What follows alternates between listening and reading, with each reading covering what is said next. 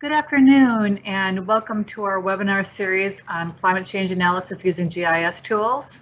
Once again, I'm Marlene Tomaskevich. I'm Regional Advisor for Climate Change Analysis using GIS.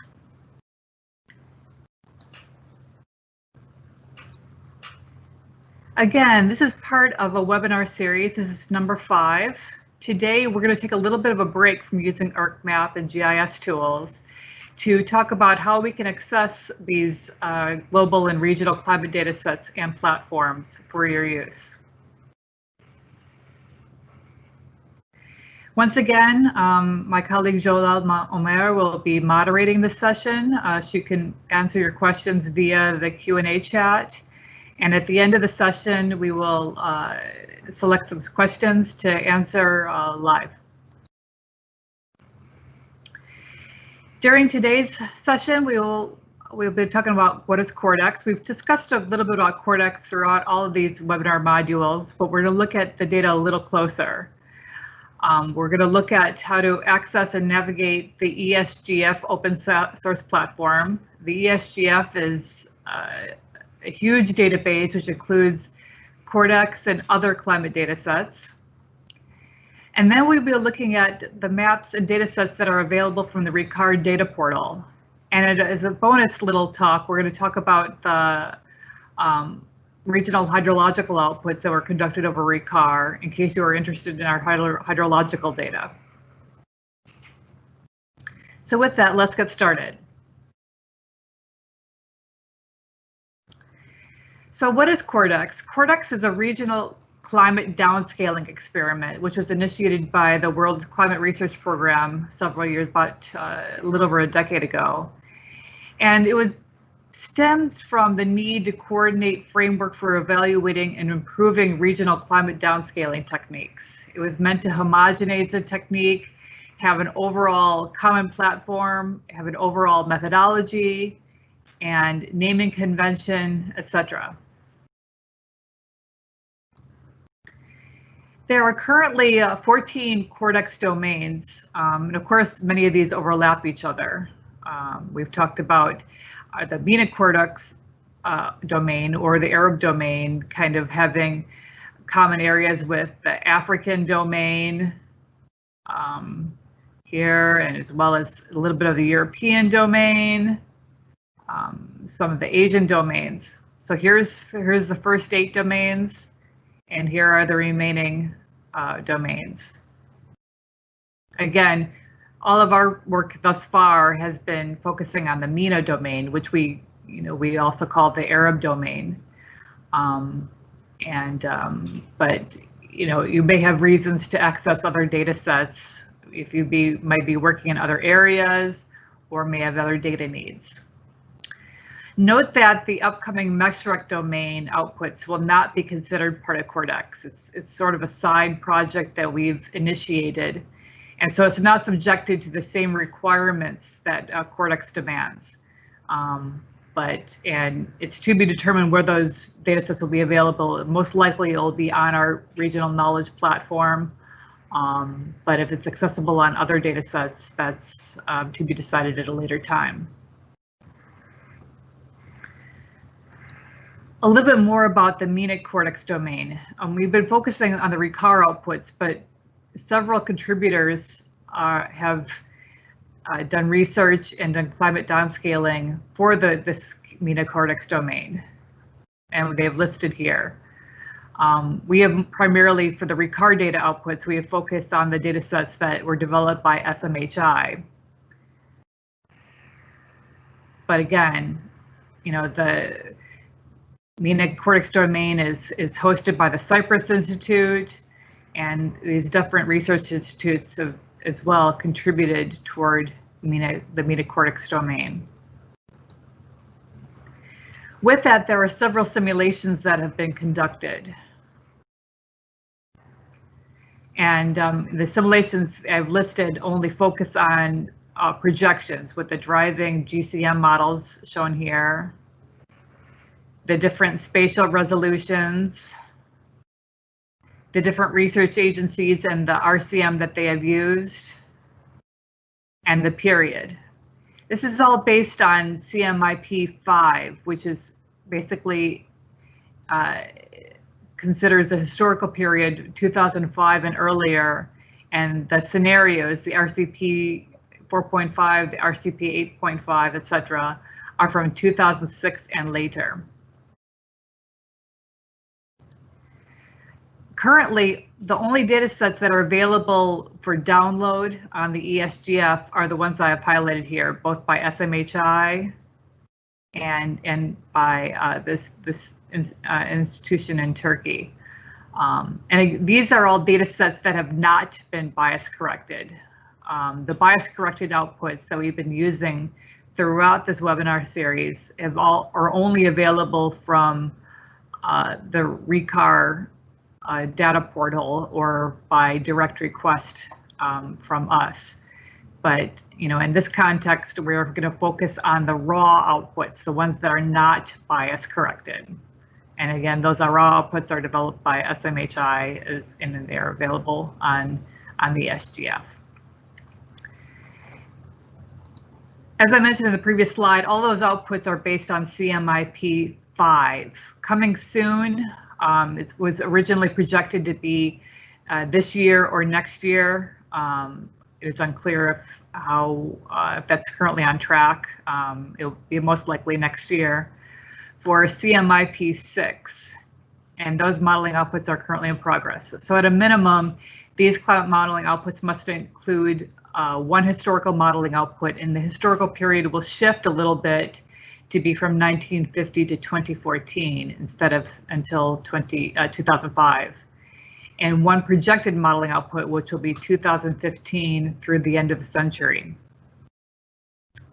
There will be at a minimum 2 different projections, and they're modified slightly from the RCPs we've been using thus far. These projections that are used for CMIP, which are forthcoming, will consider these shared socioeconomic pathways. So, which will be a little more effective to consider population and other socioeconomic factors for consideration for projections. But, again, these outputs are not expected until next year potentially. So all the outputs that we're going to discuss today are based on CMIP5, the 5th assessment report. Why would we want to access the CORDEX or raw RCM datasets? Well, first of all, you may need additional climate parameters for your research, such as wind speed or relative humidity. You may need data at a smaller spatial resolution. If you recall, our RICCAR datasets are primarily available at 0.44 degrees or approximately 50 kilometers, with some datasets available at 0.22 degrees or approximately 25 kilometers. So you may need data at a smaller spatial resolution. Or you may need data at a smaller temporal resolution. You may need, the RICCAR data is available at a daily scale, but you may need precipitation data that may be hourly, 3 hourly, 6 hourly instead for certain purposes. So for those reasons, you may have to go and download CORDEX data or raw RCM outputs. One word of caution, it is recommended, you really should not mix bias-corrected modeling outputs with raw RCM outputs. So for example, if you are interested in the heat index, which is a combination of temperature and relative humidity, you should not take temperature data from RICCAR, which is bias corrected, and calculate it with relative humidity from CORDEX, which is raw RCM outputs. You should only, in that case, use the raw RCM outputs, the raw CORDEX data of temperature, as well as the raw CORDEX data from relative humidity. As I mentioned, these data sets are available at a large database, which includes CORDEX and other climate data sets. It is called the ESGF, which stands for Earth System Grid Federation. We soon have a technical note coming available. When it's online, we will let you know. It's currently in final revisions. We have a technical note of how to access these CORDEX regional climate projections. It'll be available in both Arabic as well as English for your reference at a future time if you wish to access CORDEX datasets. If you go to the ESGF, there are several CORDEX data nodes available. Each of these sites will contain the same CORDEX datasets. They may differ for other climate datasets, but in terms of CORDEX, they're all identical.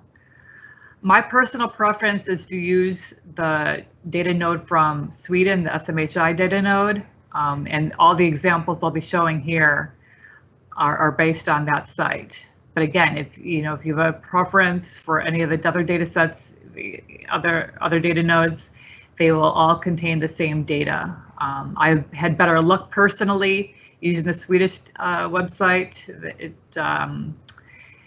It tends to crash less than the others. Historically, there's been better luck as of lately with the other data nodes, but my personal preference is to use the Swedish data node. And as we will see later, you will have to register to download data from these sites, and your registration access and your password and username, they will only work on the data node that you registered from. So if you happen to at some point register for the Swedish data node and then decided to go to the UK data node, you'll have to create a login for each one individually. So they will not work on each other's platforms. But so it's better to, once you've registered on one, to continue sticking with it to avoid confusion with usernames and information login.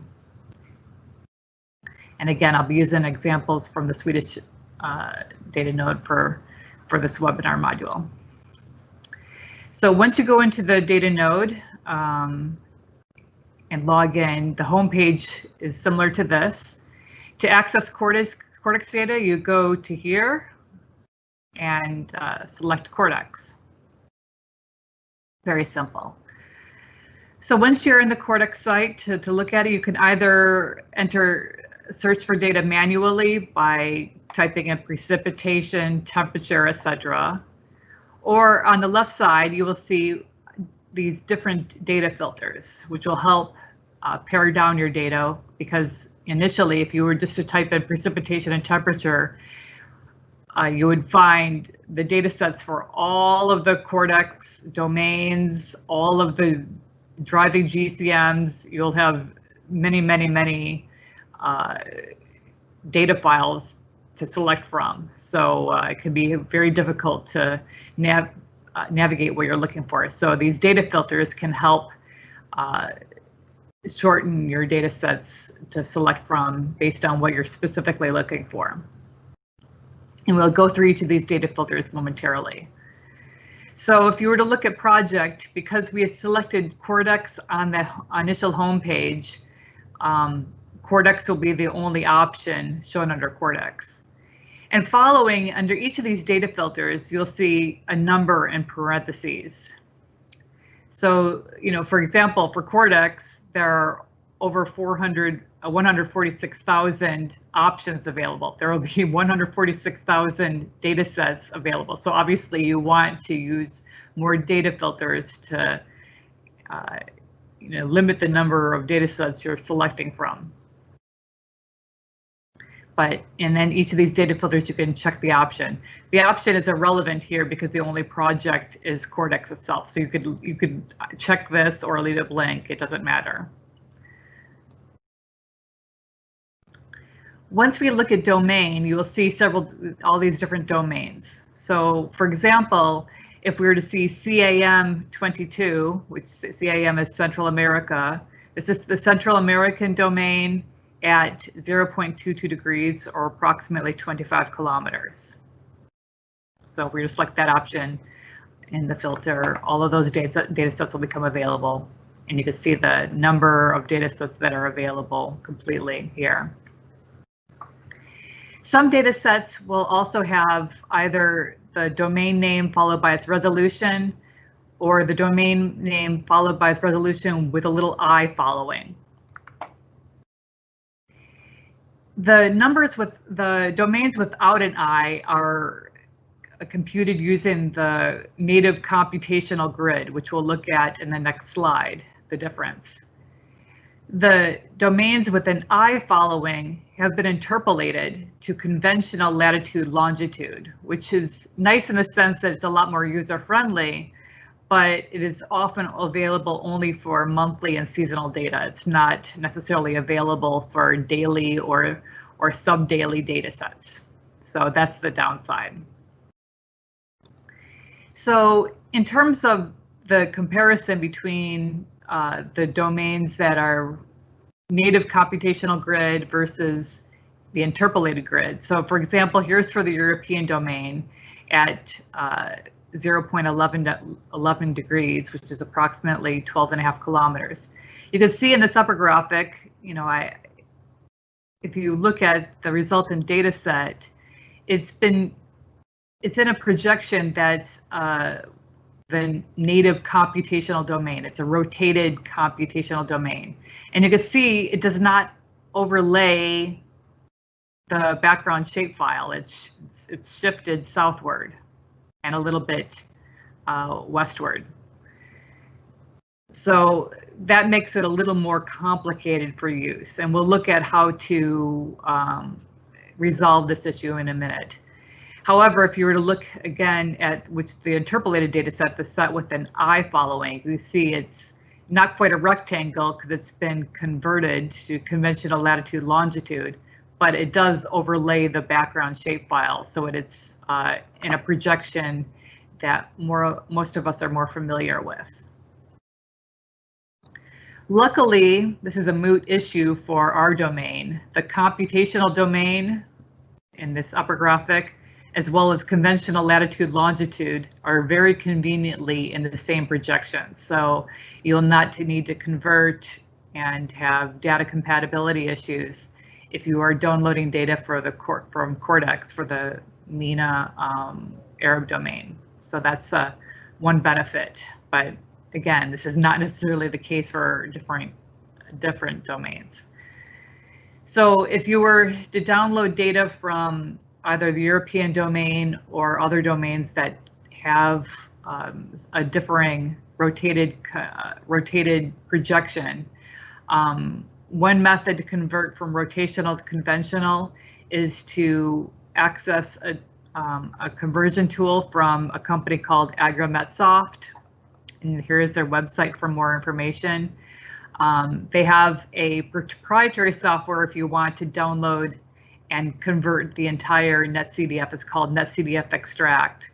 Or if you're only looking for time series data, like what we worked in webinar module 3, if you just need time series data, for example, if you're working in a watershed and you need hydrological data at a high resolution that happens to be in the European domain, you can convert your point data using this freely available tool. And if you go to the website, it will describe the differing steps in detail. Basically, you enter the domain data as well as your coordinates, and it will convert the data for you. So that's a convenient tool, again, for point data, and it's freely available.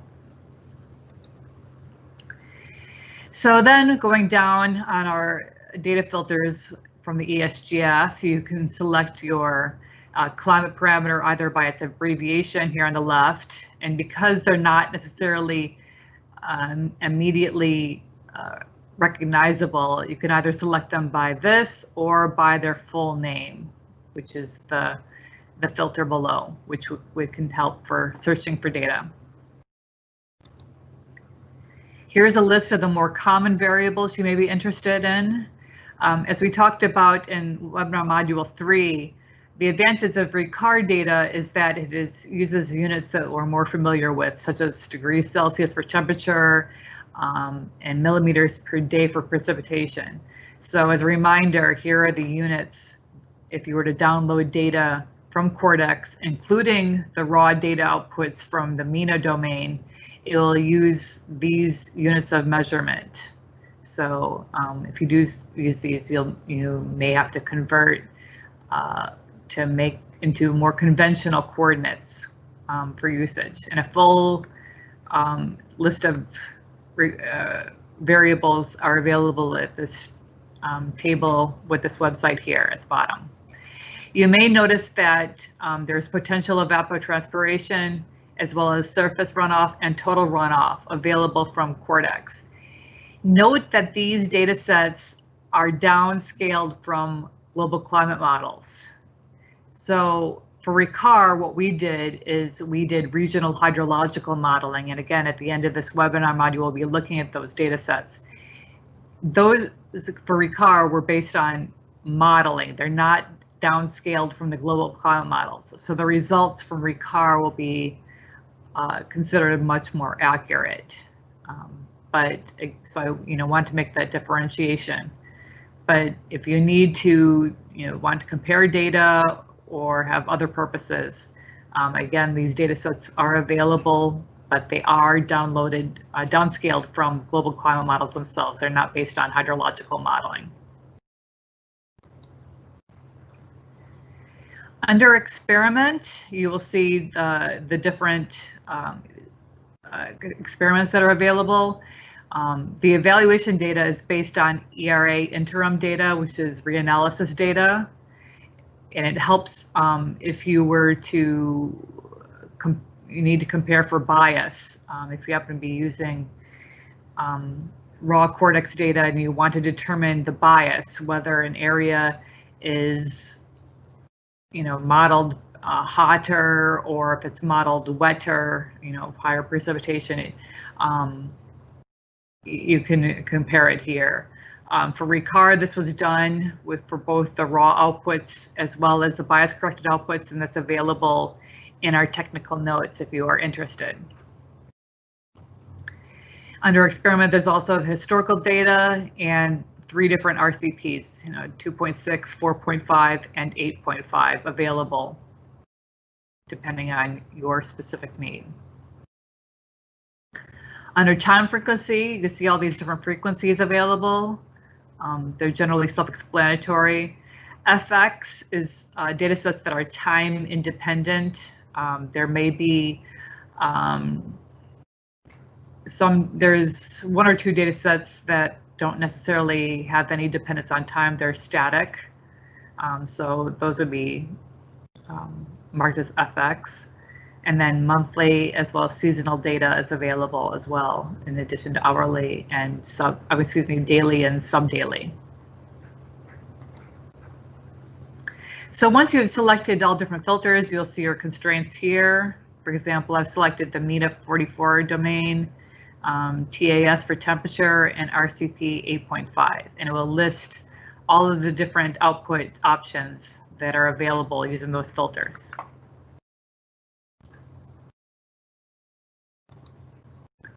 So if we then select on list files, it will show you all the data sets that are available.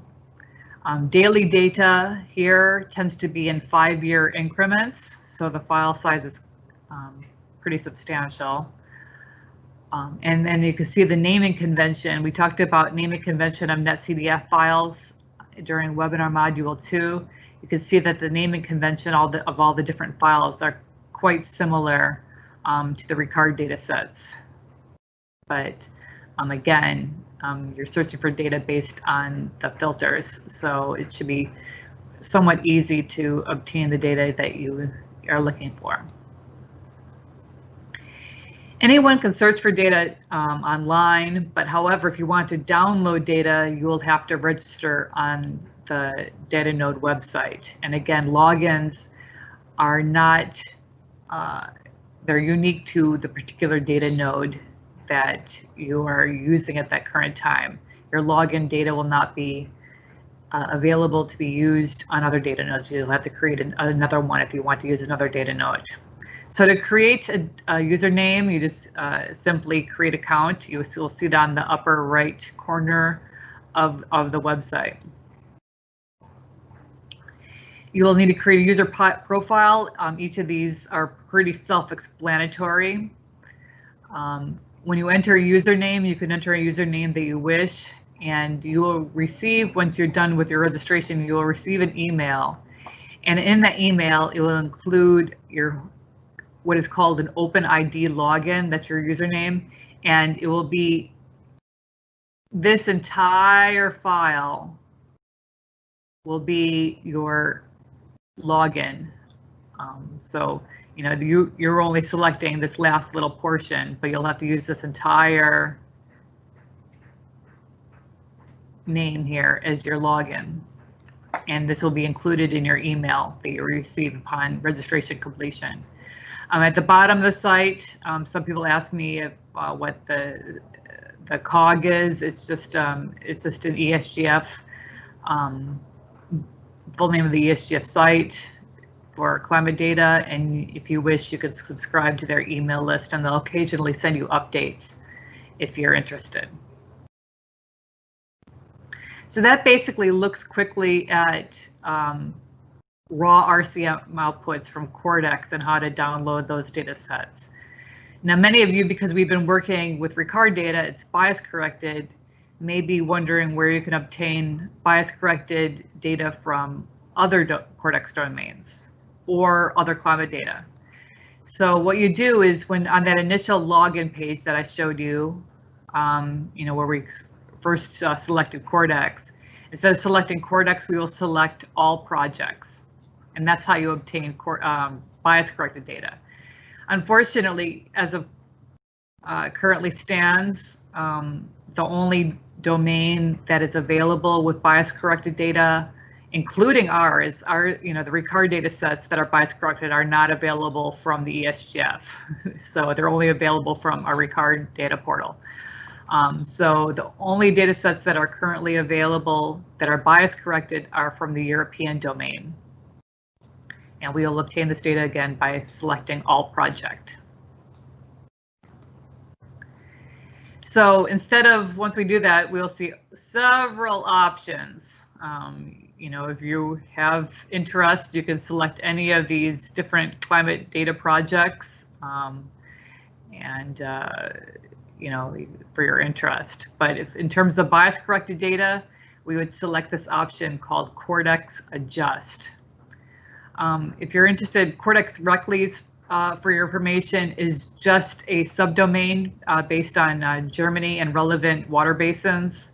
That was a special project that was done. So, most of you, it would not necessarily look at this. But so the key is to look at CORDEX Adjust for bias corrected data. And hopefully in the near future, I'm not sure, other bias corrected data sets for other domains will be available, and they'll also be placed here under CORDEX Adjust. And then once you go to that site, you will similarly download data and as described in the previous steps to obtain bias corrected outputs. So with that, I will now move to our RICCAR Regional Knowledge Hub Data Portal, and we will look at some of the features available which can help facilitate downloading data and usage of data. And the data portal is nice because you do not necessarily need GIS to be able to look at our climate data outputs. So, it can be helpful in that regard. So to access the Regional Knowledge Hub Data Portal, you go to our main site, www.riccar.org, and you will see this link here for Data Portal. Our data portal is nested under FAO. There are partners, and you can view climate data outputs as well as hydrological data outputs, as well as vulnerability assessment data on the data portal. We will be talking about vulnerability assessments during next week's webinar module. So once you go to the data portal, this is the page will come up. It happens to be temperature data for nth century for RCP 8.5. To select different other layers, other climate parameters, you'll see the link, the icon here in the bottom left corner for layers. Unfortunately, all of this is only available in English. There are no current plans to develop a mirror site for the data portal in Arabic. The main RICCAR site, there is a mirror site in Arabic, but for the data portal, it's only available at this time in English. And I'll be showing you some of the features. Note that our RICCAR Data Portal is currently a work in progress, and if, we're definitely, if you happen to have a suggestion for improvement, that would be welcome. Feel free to send me an email. But it is an operational site. You can certainly look at data, as I'll show you in a minute here. So again, if you want to look at other layers, you select that layer icon. This happens to be precipitation data for mid-century, and it will accordingly, adjust the graphic as well as the legend. What you can do is you can select locate if you're interested for the outputs at a specific location. You can obtain data either by geographic latitude or longitude coordinates or by city name. Note that only major cities are within the site, many major cities, and using common English spellings. So it may be better to select by latitude, longitude, but you can certainly try if you have a major city that you're interested in data, you can certainly just type it in. So for example, if we happen to select data, even though Dubai is not shown here on the map, Dubai is a major enough city that we can enter data and we can look at the results. So it'll give us the data set we're looking at, the result, as well as it will give us the coordinates if you want to that information at a later time to look at it. So here's a closer look at the results. So it's mid-century, RCP 8.5. This happens to be seasonal data based on October to March. It is compared to the reference period. It is decreasing 1.4 millimeters per month. And again, here's the latitude, longitude. We can also look at time series data, and to do so, we'll need to select analysis, which is shown here. To conduct analysis, you will need to create a profile, as shown here, which is just basically an email address and some information for our purposes. But you only need that for if you want to do analysis data or some other specific, more detailed tasks. Anyone otherwise does not need a login or anything to use most features on the website. So if we wanted to look at time series data again for Dubai, we would enter the relevant information as shown here. And time series data, unfortunately, is currently only available for our extreme climate indices. So it's not yet available for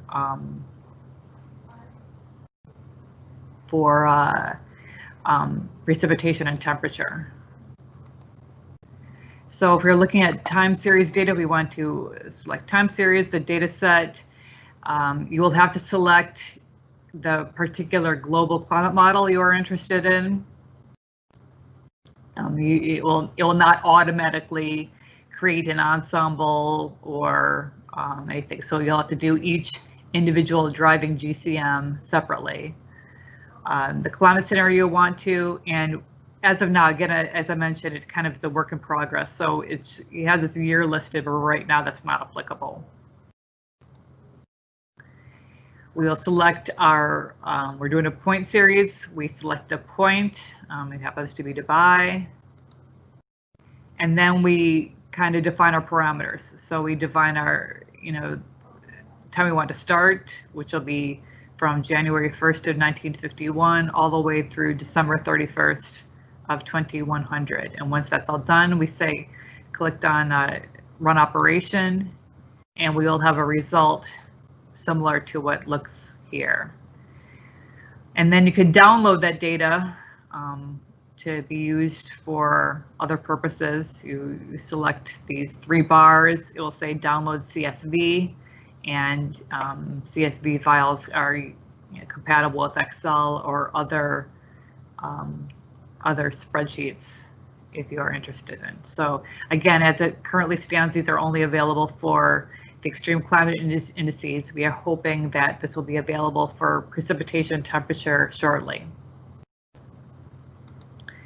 We can also do time series data for an area. So, we select again the layer, like shown, in the previous slides, select the place, and the place can be either drawn by drawing a polygon directly on the map or by uploading a shapefile.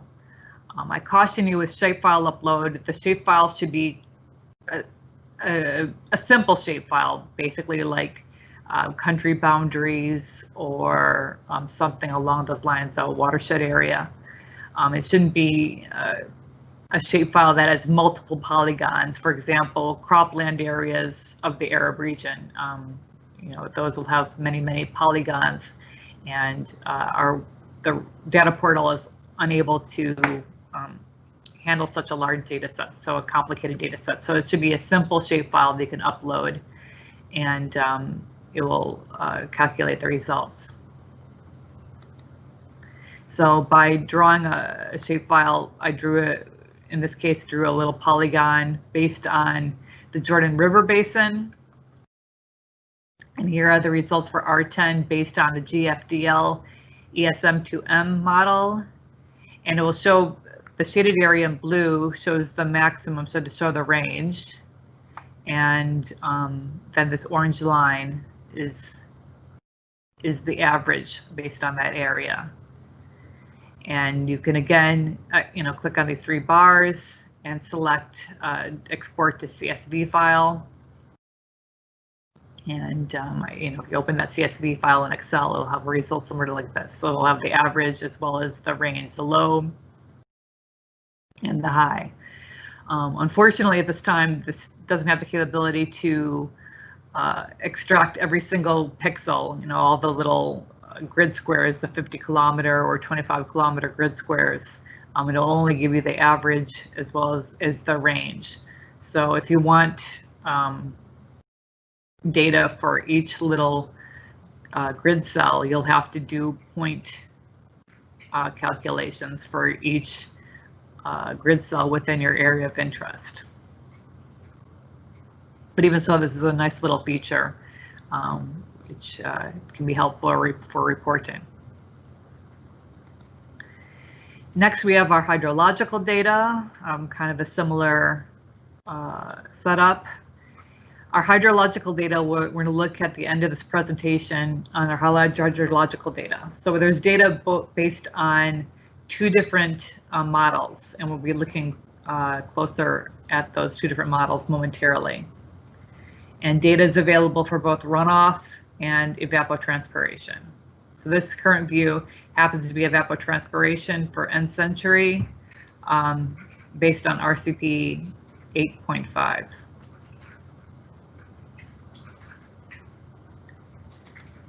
And then lastly, we have vulnerability data. And again, we'll be talking about vulnerability assessments and how to conduct your own vulnerability assessment in next week's webinar module.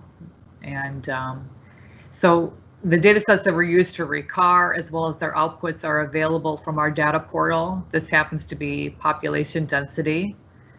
And you could obtain data that we used for the RICCAR study available here.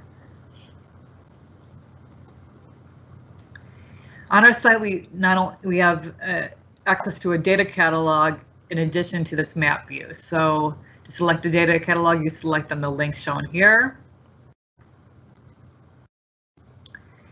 And in our data catalog, you can download rasters of the climate and hydrology ensembles. Currently, the NetCDF files are not uploaded. You know, if you need the NetCDF files, you'll have to submit a request to me, and I'll be happy to send them to you. We hope soon. You know, us and FAO are currently working on the methodology of how to upload the NetCDF files. So hopefully those will be online soon.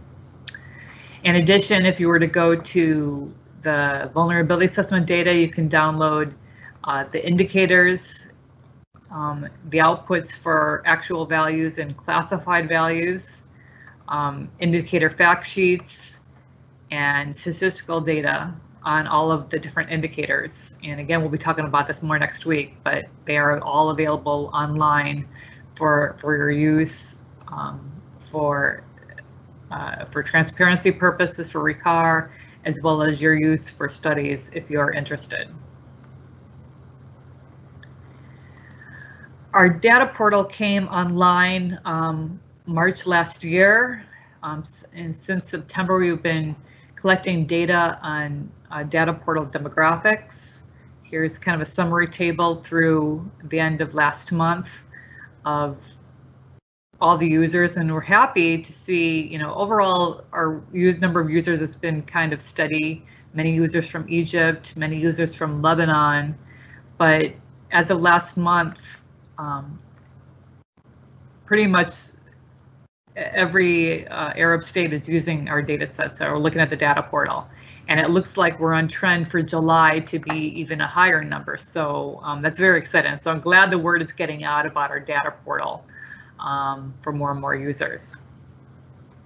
And it's being used not only in the Arab region, it's being used globally, which is fantastic, including users from the USA, India, and places like South Korea and Singapore, which is fantastic. So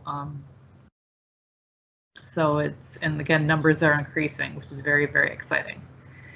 So as promised, a little bit of bonus material on the regional hydrological modeling outputs. So our regional hydrological modeling outputs are based on two different models. The reason why is because hydrological modeling is a little more technically robust than climate modeling, a lot more uncertainties. So if you look at our RICCAR outputs as well as our reports, you will see maps that compare results based on these two different models. So one model is known as VIC, which stands for Variable Infiltration Capacity. It's a macro scale model. It's grid-based, using the grid size that's common to the RCM, the regional climate modeling outputs at 50 kilometer. And water balance is calculated for each grid cell individually in each of those 50 kilometer grid cells. Lateral flows are not considered, and the VIC model does not consider reservoirs or lakes. However, the VIC model is a lot more commonly known for macro scale usage, so that's why this model was selected. We compared outputs to what's called the HYPE model. The HYPE model has been advocated by SMHI, and it's being used for large or small scale applications. It is basin-based, and the water balance is calculated for each hydrological response unit, which includes land type, soil type, elevation in each basin. And data sets that are used for the inputs are common open source data sets. So you may have data sets that have much more finer spatial resolution. But our intent of this was to assess kind of what is going on in terms of runoff and evapotranspiration at a regional scale. So to obtain data at regional scales, you know, has a little bit more complicated. So that's why remote sense data is used. Here's kind of a quick comparison of the different conceptual setup. This is for VIC. And if you're interested, you can go to the technical note to describe the climate as well as the hydrological modeling in detail, and I'll show that on the last slide, and that is currently online from our from the RICCAR site. Here's kind of a quick look at the conceptual model for the hydrological process, conceptual model and hydrological processes based on the HYPE model. As I mentioned, the model setup is slightly different. Here on the left, we have the VIC model, so you can see that they're just purely grid cells, which just line up with the RCM output grid cells. And on the right, you will see the HYPE model set up, and it's a little finer resolution spatially, and it's subbasin based. And the subbasins were delineated based on the Hydroshed's database. So, it might not be exact, but it's still presents good results at a regional scale. There was also modeling that was done using HEC-HMS. This is only done for selected basins for further analysis, and the selected basins were the Majerda Basin, Nar el-Kabir, as well as Wadi Dika, and we have a technical note on that, which was done if you are interested. But these are the two models, the VIC and HYPE model, which were used for the regional modeling as a whole. If you look at the output comes in tabular format, and they pair this tabular format. You can see it's subbasin here on the left, as well as the daily output by column is shown here. And so each of this output pairs with it's in text file format. It will pair with the shape files shown here if you want data sets. These data sets are only available on using the data request form. We currently do not have plans to put them on the regional knowledge hub because of the high level of uncertainty. These results have high uncertainties stemming from the remote sensed data that was used, such as the hydrosheds, the land cover, the land use. So there's high uncertainty there, as well as there was very, very limited calibration data available, certainly across our region. So it's only a very selected, a few selected sites. So we don't want the data necessarily to be widely available because it can be easily misinterpreted. Again, this is basically intending to do a comparison of order of magnitude between historical periods and future projections to assess what is going on and changes in runoff and changes of evapotranspiration. So we will be happy to provide you the data, but we want that understanding for your needs. We've had data requests that have been using this data for groundwater studies, as well as other studies at a localized scale for comparative purposes. But the outputs from the regional modeling output may differ, compared if you were to do a small scale hydrological model for a particular watershed. So, but again, these can be used for comparison purposes upon request. And here is for more information, if you're interested about the modeling in detail, the hydrological modeling, as well as the climate modeling we've been discussing in the previous webinar modules. It's available here. I put the link on the notes, and it's available currently from our RICCAR site if you are interested. And with that, I will ask Joelle to relay any questions we've been receiving. Yes, we have one question about the data portal. Are the data portal layers also downloadable into raster layers to use aside on a GIS software? Yes, they definitely are. You'll go to our data catalog, such as shown here, and you will see download available, and you can use that to download to use on your own, an ArcMap or QGIS as you see fit. Well, that is it for today. I thank you for your attendance. Next week we'll be talking about vulnerability assessments, and there are no exercises for this week, but I do encourage you to either look at the ESGF site or the RICCAR Data Portal for your information. And please, as always, let me know if you have any questions, and I'll be happy to help. So thank you, and looking forward to seeing you next week. Bye-bye.